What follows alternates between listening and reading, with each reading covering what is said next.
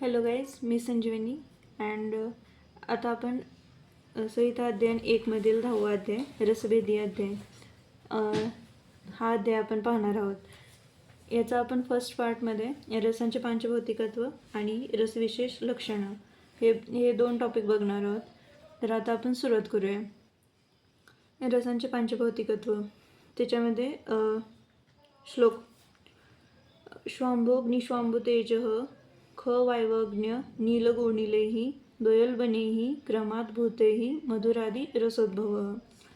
आयुर्वेदानं सर्व द्रव्य पांचभौतिक सांगितलेले आहेत. तर त्याच्यामध्ये आता 6 रस आहेत: मधुर, आम्ल, लवण, कटु, तिक्त, कषाय. या 6 रसांमध्ये कोणत्या महाभूतांचं अधिक्य आहे? या 6 रसांमध्ये प्रत्येकी 2-2 महाभूतांचं अधिक्य आहे. ते ह्या श्लोकाद्वारे सांगितलेलं आहे. त्याच्यामध्ये श्मा म्हणजे पृथ्वी आहे, अंबू म्हणजे अंबू म्हणजे जल किंवा आप, आणि अग्नी म्हणजे तेज, आणि श्मा म्हणजे पृथ्वीच आहे नव्हे. अंबू म्हणजे आप किंवा जल, तेज, अग्नी.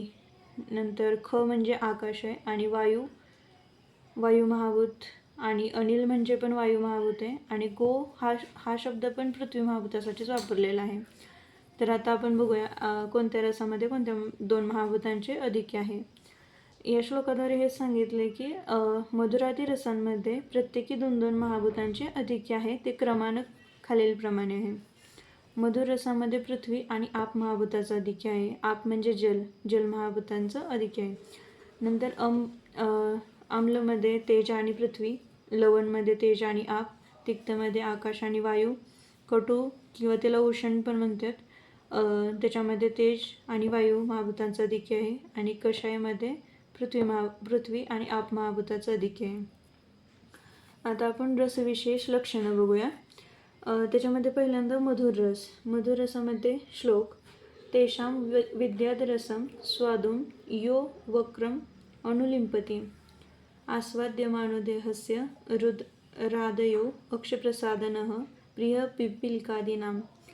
आता जो रस सेवन केला असता संपूर्ण मुखाला लेपन करतो, नंतर शरीराला तजेलदार बनवतो, इंद्रियांचे प्रसादन करतो. इथं फक्त अक्ष शब्द जरी वापरला असला, अक्ष म्हणजे डोळे, तर हा शब्द इंद्रियांसाठी वापरलेला आहे. म्हणजे इंद्रियांचे प्रसादन करतो. आणि प्रिय पिपीलिकादीनाम, पिपीलिका म्हणजे मुंगी, आणि ह्याच्यामध्ये सांगितलं की जो मुंग्या आणि इतर कीटकांना प्रिय आहे असा रस मधुर रस. याच्यामध्ये आपण साखर ही मधुर रसात्मक आहे, हे त्याचं एक्झाम्पल सांगू शकतो. नंतर परत आम्लरस. आम्ल म्हणजे आंबट. आम्लः क्षालयते मुखम हर्षणो रोमदंता नामक्षी भ्रुव निकोचनः. आम्लरसाचे सेवन केले असता मुखामध्ये स्त्राव निर्माण होतो. स्त्राव निर्माण करून मुख स्वच्छ करते, हे आम्लरसाचं कार्य आहे. नंतर रोम म्हणजे काय असते? हातापायांवरची जी छोटी छोटी केस आहेत त्याला रोम म्हटलं जाते. आणि रोमहर्ष म्हणजे काय होणं की ते केस उभा राहणे. जसं ते आपल्याला एखाद्या यालाच आपण अंगावरती शहारे येणे असं पण म्हणू शकतो. नंतर दातांचे हर्षण करतो म्हणजे दात आंबल्यासारखे होतात, आणि डोळे आणि भुवई याचा संकोच होतो. आपल्याला जाणवलंच असेल, जेव्हा आपण चिंच खातो तेव्हा ही सगळी लक्षणे आपल्याला दिसून येतात. नंतर लवण रस. लवण म्हणजे खारट. लवण सेंद इत्यास्यम कपोल गल दाहकृत. कपोल म्हणजे गाल सांगितले, आणि गल म्हणजे कंठ सांगितले. तर लवण रसाचे सेवन केलं असता गाल आणि कंठ या ठिकाणी भाजल्याप्रमाणे वेदना होतात. नंतर तिक्तरस. तिक्तरस म्हणजे काय? हे तिक्तरस म्हणजे कडू, आणि कटू म्हणजे तिखट. हे असं संस्कृतमध्ये त्यांचं संज्ञा आहे. नंतर आता तिक्तरस म्हणजे कडू. तिक्तो विषदयत्यास्यम रसनम प्रतिहंतीच्या. म्हणजे कडू रसाचे सेवन केले असता रसग्रहण सामर्थ्य कमी होते, आपल्याला चवीचे ज्ञान होत नाही. कडू रसाचे सेवन केले असता. कडू रसामध्ये नीम वगैरे, कडुलिंब ह्याचं उदाहरण सांगू शकतो आपण. नंतर उष्ण कटू. कटू म्हणजे तिखट. उद्वेजयति जिह्वाग्रम कुर्वं चिमचिमां कटुः स्त्रावत्य अक्षिणास्यं कपोलौ दहतीव च. उद्वेजयति जिह्वाग्रम म्हणजे जिव्हेचा उद्वेग होतो. तिखट रसाचे सेवन केले असता. आणि स्त्राव तोंडामध्ये, मुखामध्ये स्त्राव निर्माण करतो तिखट रस.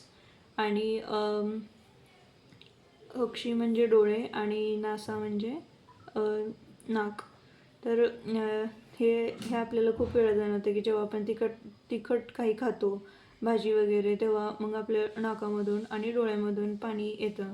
तेच तिथे सांगितलेलं आहे. आणि कपोल म्हणजे गाल. आणि दहतीचा अर्थ आहे की भाजल्याप्रमाणे वेदना होणे. गालाच्या ठिकाणी पण भाजल्याप्रमाणे वेदना होतात. नंतर कषाय रस बघणार आहेत आपण. तुरट. कषाय म्हणजे तुरट.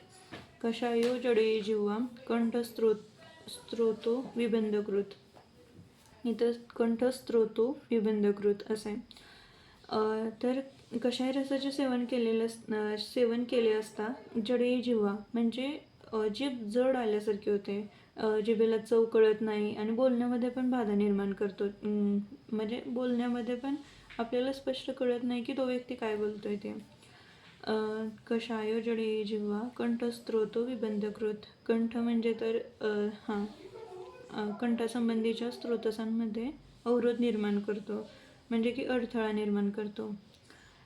तर या व्हिडिओसाठी एवढंच. आता आपण सेकंड पार्टमध्ये दुसऱ्या व्हिडिओमध्ये पाहूया.